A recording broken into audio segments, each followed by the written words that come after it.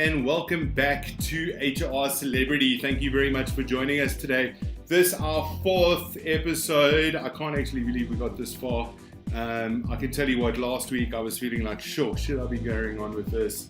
But I'm glad we carried on. So today we've got a fantastic lineup, 2 great guests. But before we get into that, I just want to go into 2 minutes of why we're doing this. The reason that we've started this channel is really just to bring HR to the forefront and bring HR businesses to the forefront, and individuals who are innovating during this time or doing something special that we think would be of value to our audience in terms of, just learning something. So we're not trying to sell anything on this channel. We're not trying to punt any products. We're really just trying to give an opportunity to showcase businesses and showcase individuals that are doing something different and really educate people in terms of HR, which everyone can understand during a time like this where the pandemic has caused lockdowns, where people are working remotely, where it's really difficult to manage teams. Innovation is so crucial, and people management has become such a fundamental part of our businesses. Sometimes overlooked how important HR is. Whereas now, I think it's very clear to everybody just how important HR is and has been to the business and the organization. So we really just want to showcase that and bring light to it and really just push hard in terms of what we are as HR professionals and our industry. So please, everybody who's joining us, do me a favor, hit the subscribe button. I would really appreciate it, and I have appreciated everybody who's subscribed already. We really want to build a community within this channel. I really want to get insight from our viewers in terms of who they want to see, what they want to see on this channel, what type of subject matter they want to see. So it's really important that we do get some feedback from you guys, and the best way to do that is by hitting the subscribe button and the notification button, and joining us every weekday or every Thursday at 3 o'clock for another session.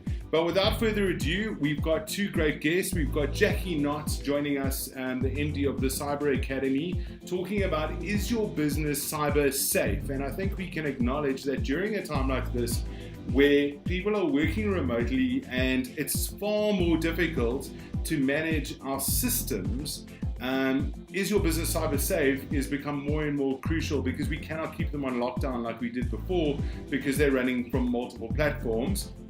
And then we've got Michelina Benedictis, the owner of Growright, talking about personal mastery within teams. And I mentioned this before, now's the time where a lot of people have reflected and said, am I doing this right? Or as business managers and business owners, team managers, project managers, we've sort of asked ourselves, is there something better that we can do?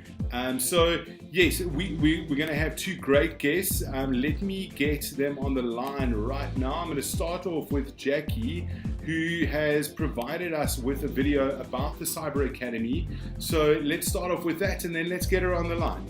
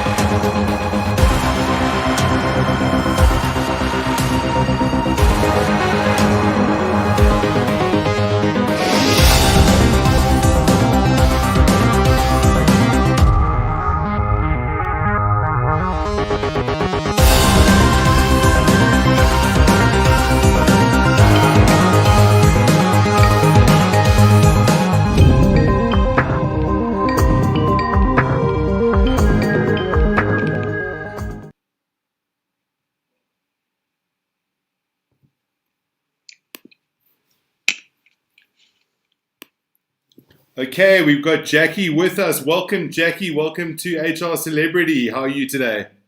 Hi, Brian. No, thanks. I'm well, and yourself? Awesome. Very awesome having you here. Thank you very much for your time. I know you're a very busy woman, especially at a time where cybercrime is rampant throughout our cities. Jackie, before we begin, maybe just tell us a little bit about the Cyber Academy.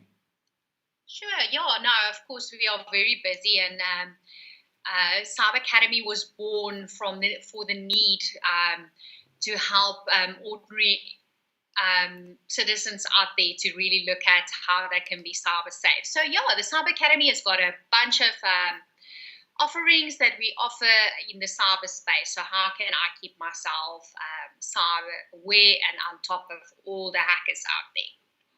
And your topic is your business cyber safe? What do you think is the biggest risk for businesses at the moment? So, Brian, it's quite interesting.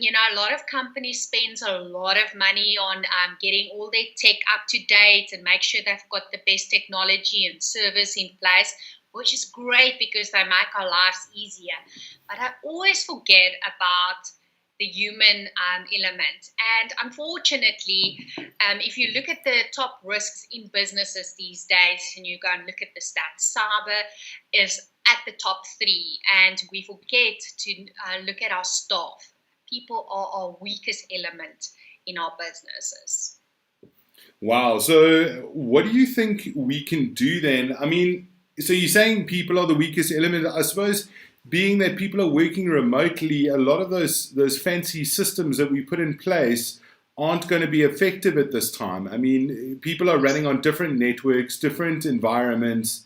Does that have an impact? I hope I'm not throwing you a curveball here, Jax, but No, I'm no, just for sure. wondering, And I does think the we've technology, yeah. yeah, we've seen a huge uptake in cybercrime this last couple of months with COVID.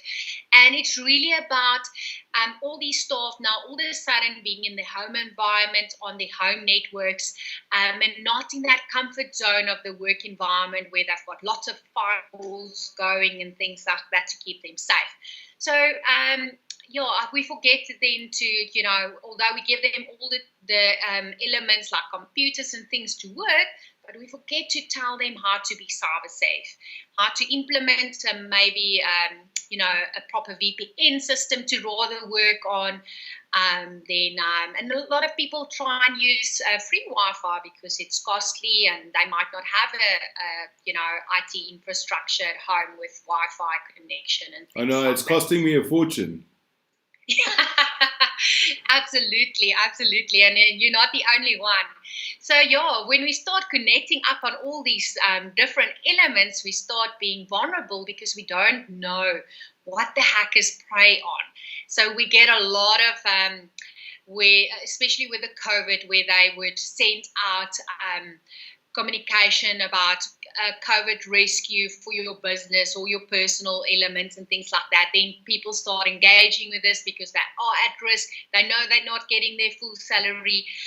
They don't know how to look out. Is this email real? Did it come from the real source? Are they looking at the right domains? Those type of things. And then they fall prey to attackers and lose a lot of money. I suppose desperate people do stupid things when it comes to cyber.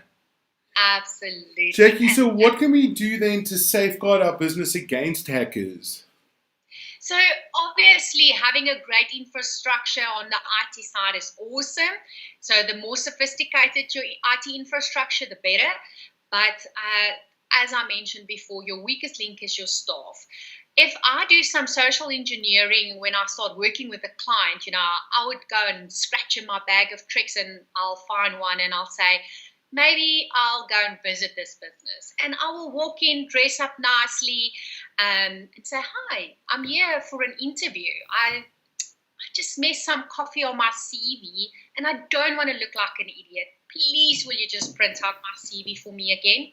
I'll hand over a memory stick, and 99.9% of time, because it's human nature, it doesn't cost that person anything to reprint me that CV, they will do so.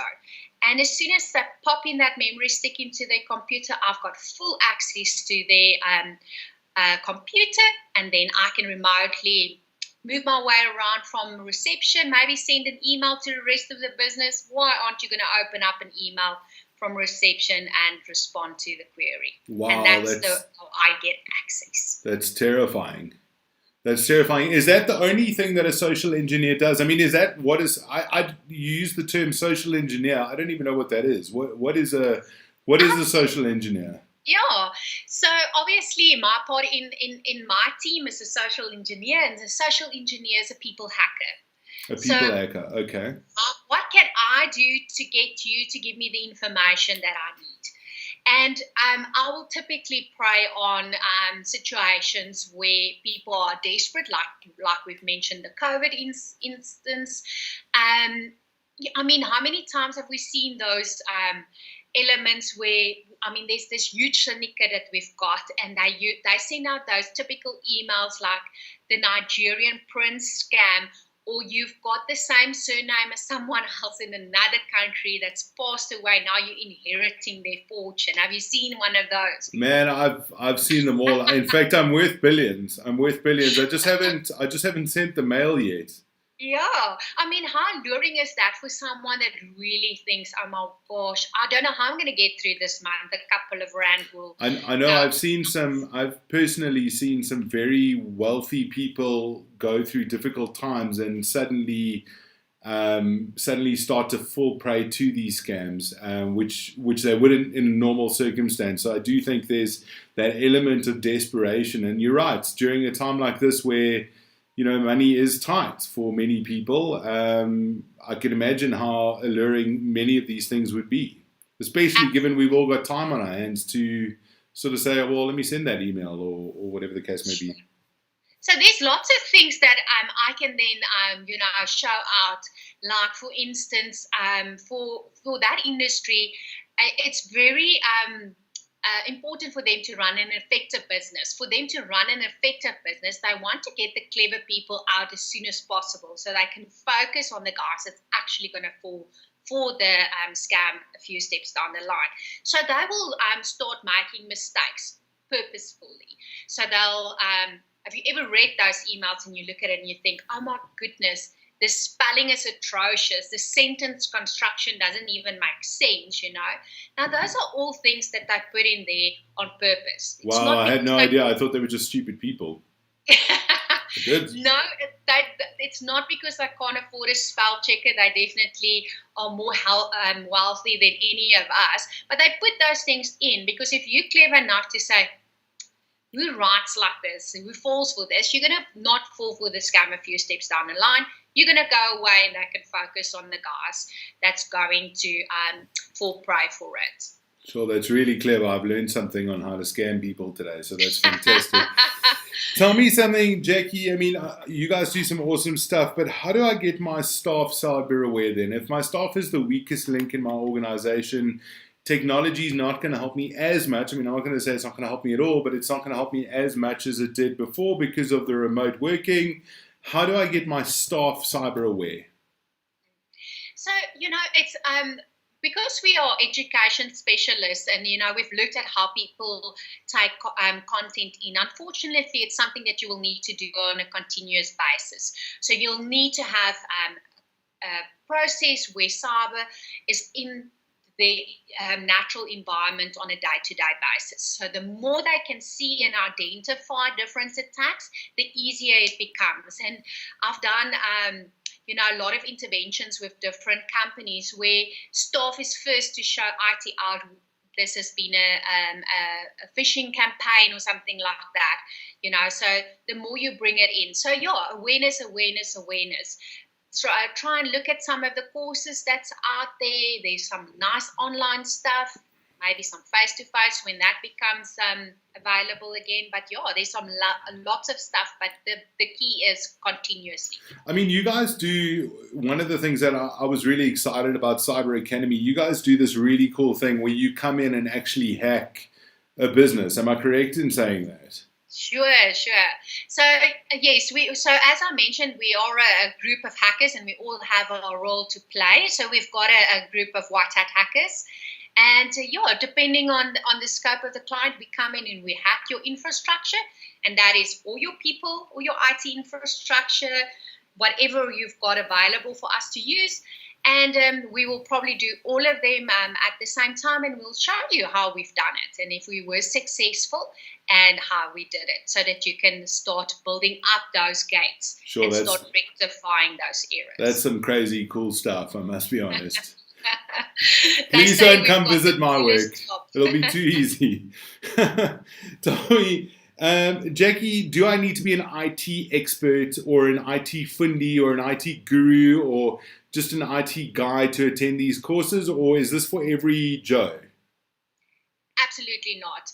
So we've really gone and written it for the everyday user. So if you are a mum at home that's got your home business that you run, or just a small business or a high-end flyer, the training is for everyone. You will definitely take something away and apply it in your everyday lives. We like to use real-life examples so that you can relate to them and you understand the concepts. And everything is written from a perspective of a hacker, so that you can realize how do they think and how do they apply and how ruthless they are. If you start understanding how ruthless they are, you'll see anything is possible. John Chambers said there's only two types of companies: those that know that they've been hacked and those that don't yet know that they've been hacked. Oh, hectic. That's scary. So, Jax, the various courses, how does somebody get hold of you? I have put your email in the link in the description below so that people can contact you directly. But how does somebody get hold of the Cyber Academy? Sure. So they can visit our website and fill out information there, or they can just email me at jackie@thecyberacademy.co.za, or just even call us.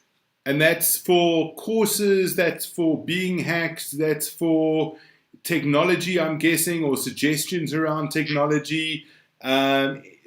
Pretty much anything to keep your company cyber safe, they can get hold of you. Absolutely. And if I can't help, I will definitely send you on to someone that will be able to assist you.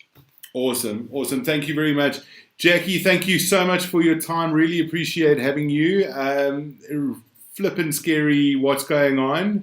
I wish everybody who's listening, I hope they're learning something out of this. I know I have certainly got some shivers down my spine in terms of what's going on and how easy it is to penetrate people. We will hopefully some guys will get in touch with you, and let's keeping businesses safe. Thank you so much, Brian. Yes, keep safe. Thanks, Jackie. Remember to use your passwords on your Zoom, eh? Thanks, I will. Bye. That was Jackie, everyone. Thank you very much, Jackie, for joining us. Again, if you want to get hold of Jackie, all you have to do is use the email in the description below, and you can get hold of her directly, or go to the Cyber Academy. Guys, next up we've got Michelina Benedictis from Growright, the owner of Growright, talking about personal mastery in your team. So, such an important topic right now, in that how do we keep our teams motivated. Let's get her on the line. Let's see if we can get Michelina on the line. There's my lovely sound there. I don't know if you guys can hear it, but we're trying to get her on. Cool, we got Michelina with us. Let's bring her on screen. Hi, Michelina. Thank you so much for joining us today. Thank you so much for having me. I hope you're well. I'm very well, thank you. Thanks. Excellent. So far a busy show. Michelina, before we start, tell us a little bit about yourself and a little bit about Growright. Absolutely. So I've been in the learning and development game for 11 years now, and absolutely fell in love with it. And started my own business just on 4 years ago in that space. And for us, it was really a journey of trying to do things differently and creating more awareness in the personal development, personal mastery space. Okay, and your topic is personal mastery in teams. Why the topic personal mastery? So it's a really interesting question, Brian. Thanks for asking. And really, if we think about it, human resources, learning and development, we've been doing things the same way for a number of years. And if we look back to anthropological times already and the study of human behavior, we really look at there are certain developmental areas and skills that people acquire, whether it be conflict management, assertiveness skills, communication, emotional intelligence. And so what we do is we send somebody on a 5-day course and boom, we hope for change and for that employee to come back motivated. And we do nothing after that, am I correct? No, well, exactly. Absolutely nothing. They're done, they're motivated, they've been on the course, that's it. And unfortunately, it doesn't work that way. And we've really got to look at the fact that individuals and teams, it all boils down to and starts with personal mastery. And if you look at it, when you have a fever, most people will take a tablet to reduce the fever. And it's sort of like the same way. It's somatic behavior and part of our behavior model where we've got to look at the underlying issues, why people are not performing or behaving a certain way that they currently do. So what are the factors that contribute to personal mastery then? So for us, Brian, I think it's a series of 5 overarching lenses. One, which is the most important for us, which is personal mastery. And personal mastery is really 6 factors. And that is the kind of key reflective questions you ask yourself around your self-belief, your self-awareness. Which I think we've all been doing for the last 2 months, right? Or is it just me? Lockdown has provided an amazing platform to do just that. Is how self-aware you, how well do you know yourself? Your acceptance of reality of what's happening around you, your definition of your impact of others. Do you believe that you impact others' lives? Your level of curiosity, and they're saying that the level of curiosity is fast becoming the number one leadership factor in growing teams and businesses. Your directed passion, and again, your global connectedness. So these are all 6 factors which you can intrinsically grow as an individual. The second lens is your emotional resilience, something buzzword, emotional intelligence.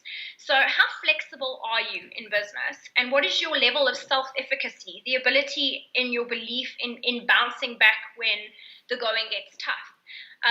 And then again, obviously, your emotional resilience itself. The third lens is your social drives. What drives you to get up in the morning? Is it a drive to transcend? Is it a drive to affiliate? Is it a drive for that connectedness with other people? Is it a drive for achievement? Or, unfortunately, like most South Africans, is it a drive to survive, where I get up, I go to work so I can put bread on the table for my family? And we are good survivors. Tell me about it. And then the fourth drive, the fourth lens is your energy centers. So where as a leader do you base your decision making out of? Your head, your heart, or your gut? And you've got to ask yourself, in a team, are you making those decisions in balance of those energy centers?